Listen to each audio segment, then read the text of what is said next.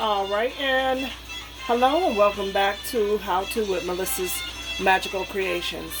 I am Kathleen, and today I'm going to show you how to make your own 100% aloe vera oil. Now, aloe vera oil can be used in anything. You can cook with it, you can do it, make hair products, body products, whatever you want to do with it.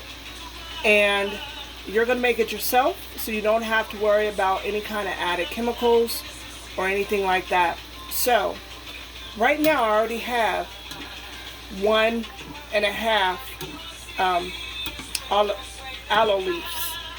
So I'm going to add the other half where I got mine, because I do not want to cut up my aloe plants yet. I have 3 of them now. They're not as big as I would like them before I start cutting on them. One is pretty big, but it's not where I need it to be yet, so I'm going to let them keep growing. So I'm going to add the other half. And as you see, these have been cooking for about 10 minutes. These I just put in. I have the heat on 4 on a glass top electric stove. So I'm going to judge that would be about like a medium low for a gas. Alright, so I'm going to let that sit for a little while.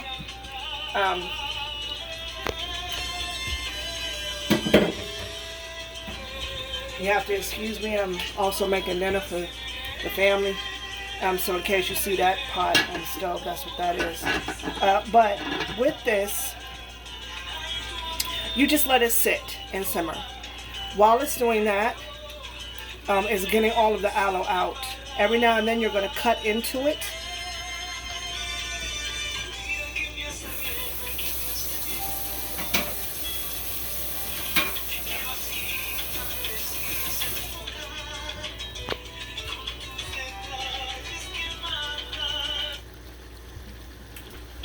Okay, so you're going to cut into them so you can, release some more of the aloe as it's cooking.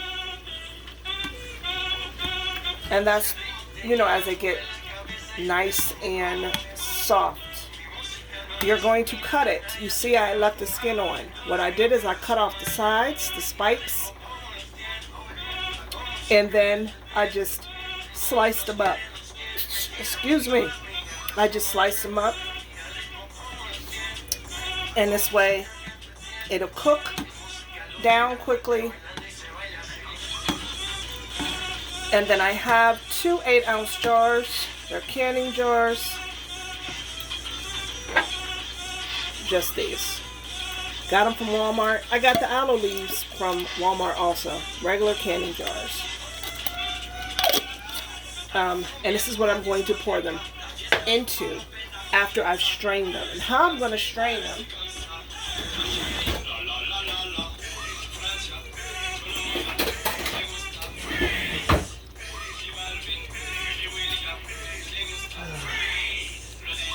I'm just going to use a strainer, regular old strainer. That's it. I'm place it on top, and I'm just going to slowly pour it in. That way I can make sure there's no residue of anything. I mean, it won't do anything wrong, but I just want to make sure I get all of the aloe into the containers, because I want as much as I can get. Now with this, I'm also going to add some some vitamin E oil. Once I have finished cooking these down, I'm going to add vitamin E to the jars themselves, and then that way I know, of course they're going to last anyway with the aloe itself, but I want to make sure. So I'm going to add a couple drops to each container, each glass can, and then pour the aloe oil into them. Now of course if it's more than 16 ounces right here, because like I told you before in many other videos, I measure by eye. Certain things I just measure by eye, period. I don't even try and break it down into a recipe.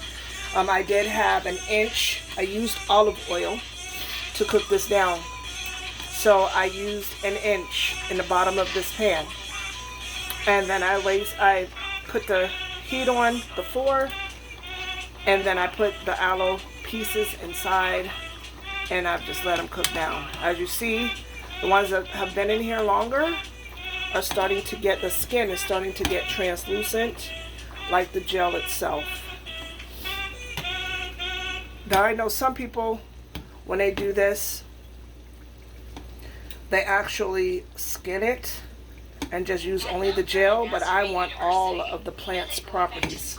So I am going to, I always use the actual skin also, because I want all of the properties of the aloe.